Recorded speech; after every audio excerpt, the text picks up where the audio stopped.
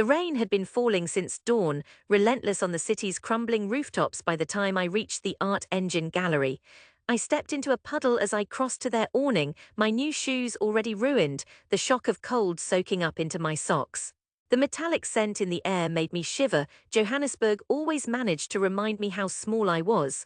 Clutching my portfolio to my chest, I watched the gallery's warm lights shimmer behind the glass, then considered turning back. My breath caught, and for the 100th time I wondered if this was hope or just self-defeat. 22, exhausted, trying to build a dream that felt smaller than the weather. Inside, everything was smooth, shiny floor, glass displays, easy laughter behind sparkling wine glasses. Bright canvases dominated the walls, bold and obvious. I crept in, keeping to the edges. My name had been listed on an invite, but the feeling in my chest was as cold as the rain outside. "You're the data artist?" Ruth, the curator, finally asked, barely glancing at me after her conversation with a man wearing thick glasses. She seemed unimpressed with my rain-soaked appearance and nervous hands. "Yeah," I managed. I opened my case, my hands shaking as I revealed my largest piece, a city air quality map 3 meters long, built from threads and beads that caught the light in shifting patterns. I tried to keep my voice steady as I explained, "It's more than computer art, I design them each by hand, code, hardware, all of it." She peered at it dubiously, plucking at a corner as if daring it to unravel. "It's all numbers, right? We're interested in more urgent stuff, faces, personal stories, not just data." Her voice wasn't unkind, but it was final. "But it is personal," I insisted, not even sure if I believed it in that moment. "It's about our streets, our family, our lives. The data is who we are." The man beside her half laughed. "No one wants to do math at an art show," he said. "People want emotions." The weight of it settled into my chest, iron and quiet. I packed my things quickly. Maybe no one else noticed my stilted movements, but humiliation burned along my face, and the exit felt impossibly far. Back outside, the rain was heavier, blurring the city into color and noise. Taxis called out from doorways, horns ricocheting in the wet night, and I started walking, my work and my resolve as sodden as my clothes. I grew up in Molekung. Most houses hid behind gates, and opinions were kept quieter than the washing on the line.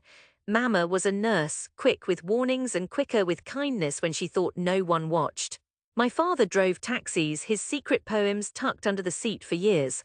Everyone wanted me to teach or work in a pharmacy, something stable.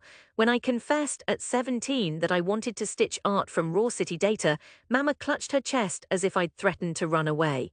My brother Tumi called me maths canvas in front of anyone who'd listen at church. Neighbors asked if I designed PowerPoint slides. After university, when I graduated near the top of my class, Mama hugged me with fierce pride but whispered, "And now what will you do with it?" Even then, pride and doubt braided themselves together in her voice. I taught programming, painted maps in the evenings, and entered every open call at every grimy gallery with my hands shaking. The responses were always variations on a theme: confusion, faint curiosity, polite dismissal. At a family braai, my uncle shouted, "You'll never eat from this nonsense. Go make apps if you want computer money."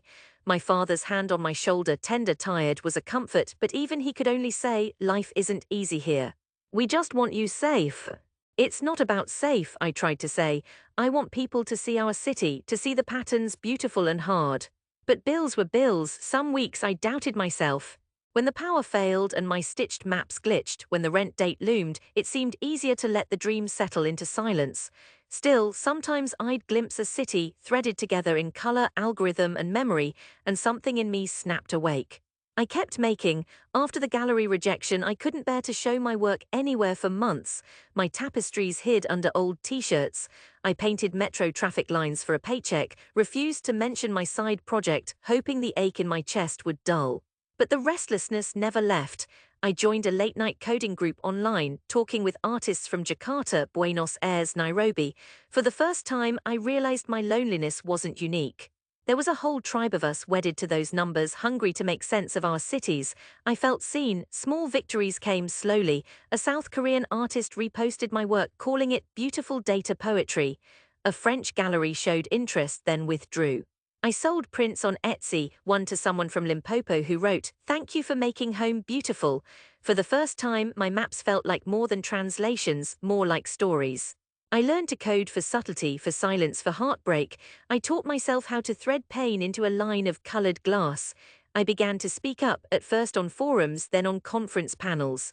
My hands sweated, but my voice remained clear. I won a travel grant to Berlin and flew for the first time. Soon I found my name in textbooks, Johannesburg chronographer.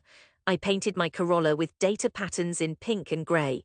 Tumi posted it online with reluctant pride. 2 years slipped past without returning home. Johannesburg stayed with me, the hum of generators, the electric taste of a thunderstorm. In rental kitchens in London or hostel rooms in Cape Town, my accent betrayed my origins, and sometimes I let it. I wasn't a star, but I was paid. In enough places, my name started to carry meaning, if not quite belonging. It was Tumi who called first. "They're doing an art festival, new media stuff at Walter Sisulu Gardens," he said one spring. "You should come home, Mama asks about you, bring your stuff. Show them it's real." His voice made something turn inside me, anxious and hopeful at once. I remembered the look on Mama's face that night outside the gallery, and all the fear of coming home and being doubted again felt heavier for how far I'd come. But I said yes. The Corolla rattled back through the city's western reaches, trunk packed tight with new modular displays. As I passed streets I'd mapped by hand years before, I felt awake again, nervous but not running. Walter Sisulu buzzed with music, cultural tents blooming out across the lawns, food trucks, clusters of schoolkids weaving between sculpture.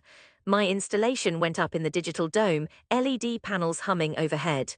I called it Breath Lineage, Johannesburg by Night, a tapestry of live streams, taxi patterns, rainfall, power lines, translating city data to shifting color.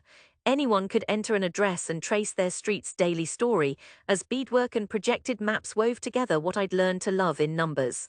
The crowd gathered quickly. Children leaped at the shifting lights, tracing their hands over my codes. A woman pointed to her street on the map and called her mother over. Old men found Dobsonville and Molekeng in the swirl of color, shaking their heads in disbelief. This time the story really was theirs. Then Mama's voice rang out, strong, unmistakable. "Where's my child, the one making art from numbers?" She appeared, all sharp eyes and careful steps, Papa right beside her in his best suit, Tumi trailing with a smirk.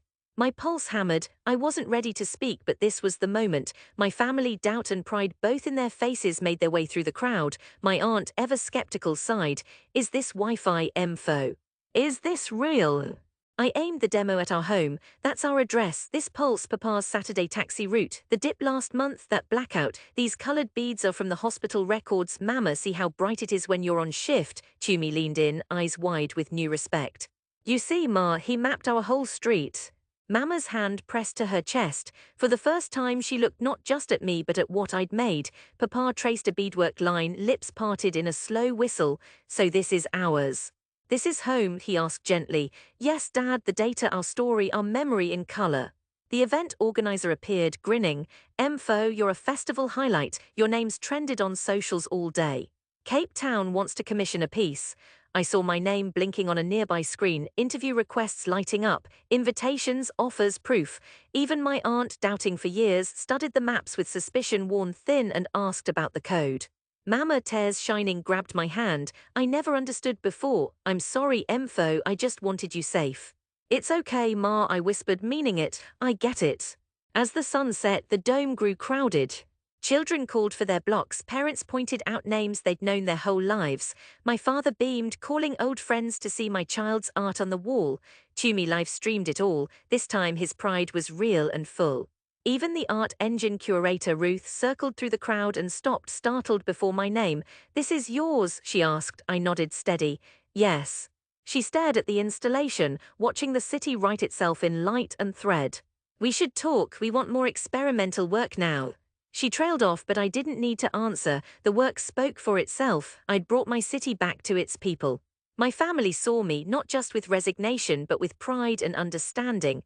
I wandered out of the dome with them beneath blossoming jacarandas, the sky blushing purple overhead, the last of the rain long gone.